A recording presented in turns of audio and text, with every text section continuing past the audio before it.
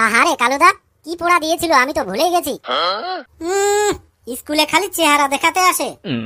Madam বলেছিল স্ত্রী স্বামীকে কি বলে ডাকে এটা পড়ে আসতে। পড়ে তো আমিও আসিনি, সেই টেনশন নিয়েই বসে আছি। এটা তো আমিও পড়ে আসিনি। আরে তোরা কেউ চাপ নিস না, ম্যাডাম যতই রাগী হোক না কেন আমার কাছে কোনো ব্যাপারই না। তোরা শুধু ম্যাডামের প্রশ্নগুলোর উত্তর দিস, বাকিটা আমি দেখে নেব। ঠিক আছে ফটকেদা। এই তোরা সবাই চুপ কর, ম্যাডাম আসছে।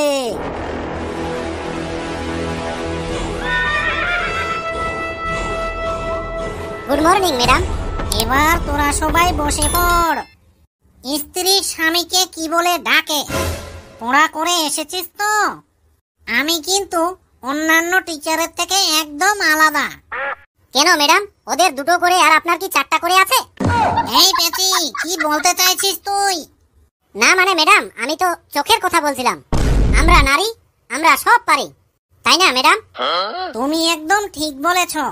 আমরাও ছেলেদের থেকে কম না। ছেলেরা যেটা পারে আমরাও সেটা করে দেখাতে পারবো।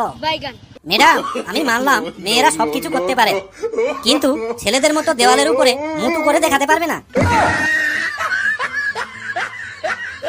এই পেচি, তুই বলতো তোর বয়স কত রে? ম্যাডাম 16 বছর। কি বললি? হ্যাঁ ম্যাডাম 16। 5 বছর আগেও বললি 16 আর এখনো বলছিস 16? আমি এক কথার মেয়ে ম্যাডাম, ঠিক আছে? 12 ভাতারি মেয়ের মতো মিথ্যা কথা বলি না। 5 বছর আগেও বলেছি 16, এখনো বলছি 16, আর 10 বছর পরেও বলবো 16। এবার বলতো মেয়েরা বিয়ের পর স্বামীকে কি বলে ডাকে? আমি এটা পড়ে আসিনি ম্যাডাম। কি বললি? এক্ষুনি কান ধরে বেঞ্চের উপরে দাঁড়িয়ে থাক। এই ফেলু, এবার তুই বল মেয়েরা বিয়ের পর স্বামীকে কি বলে ডাকে? জানি না ম্যাডাম।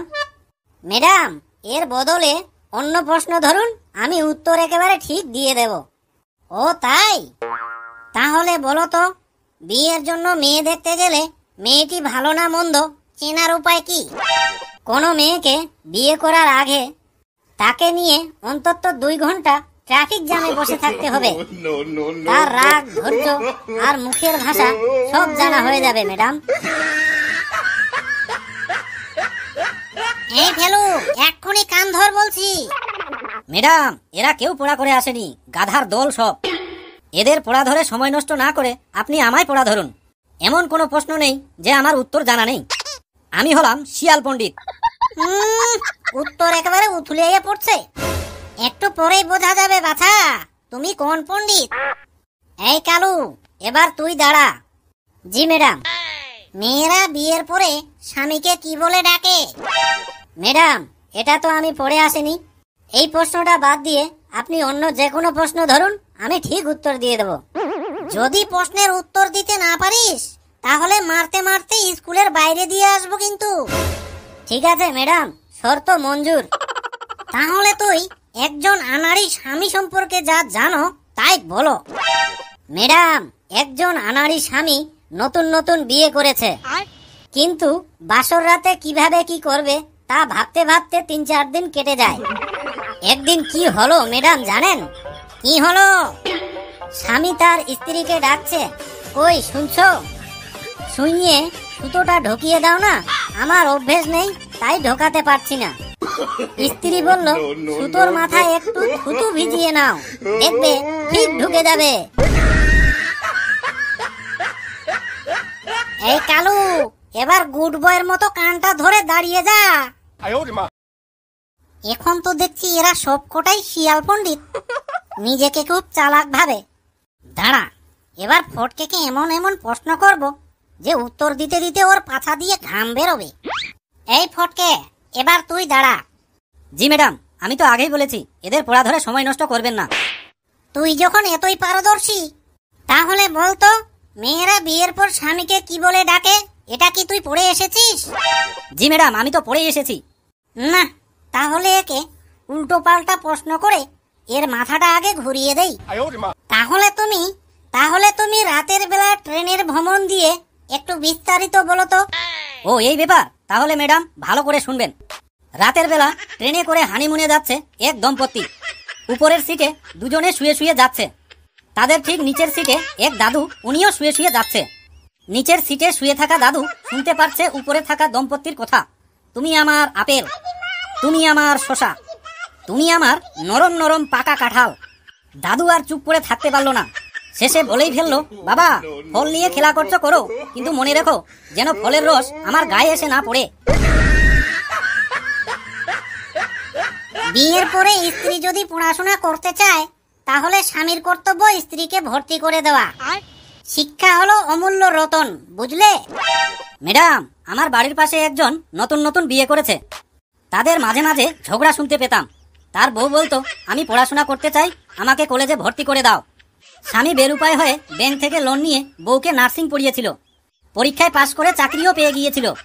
একদিন স্বামীকে ডিভোর্স দিয়ে অন্য এক ছেলের সাথে পালিয়ে বিয়ে করে নিল। কিন্তু সব থেকে বড় দুঃখের বিষয় হলো ছেলেটি এখনো লোন শোধ করছে। ম্যাডাম, এবার বলো, পৃথিবীর মধ্যে কত ভাগ জল ও স্থল? ম্যাডাম, পৃথিবীর মধ্যে 3 ভাগ জল ও 1 ভাগ স্থল। আর সেই 1 ভাগ স্থলে শুধু টোটো আর টোটো। রাস্তাগুলো একেবারে জাম করে রেখেছে। ম্যাডাম,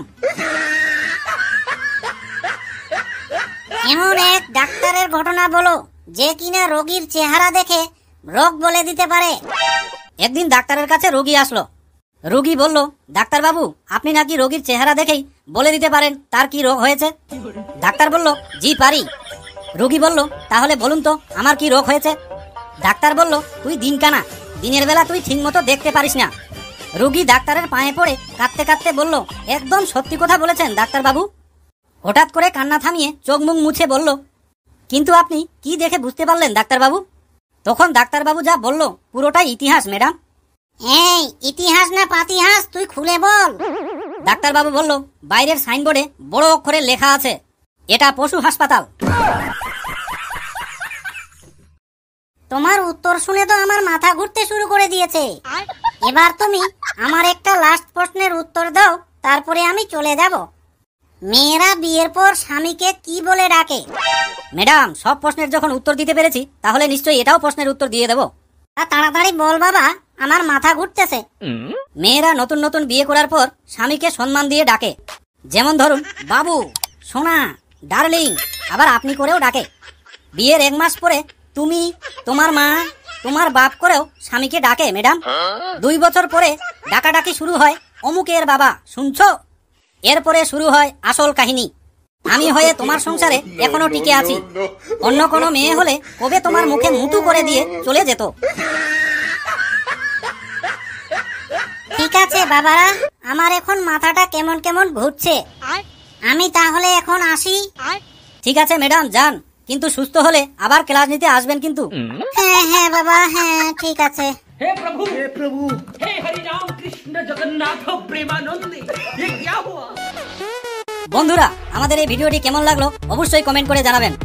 ভিডিওটি ভালো লাগলে একটা লাইক দিয়ে বন্ধুদের মাঝে বেশি বেশি করে শেয়ার করে দিন।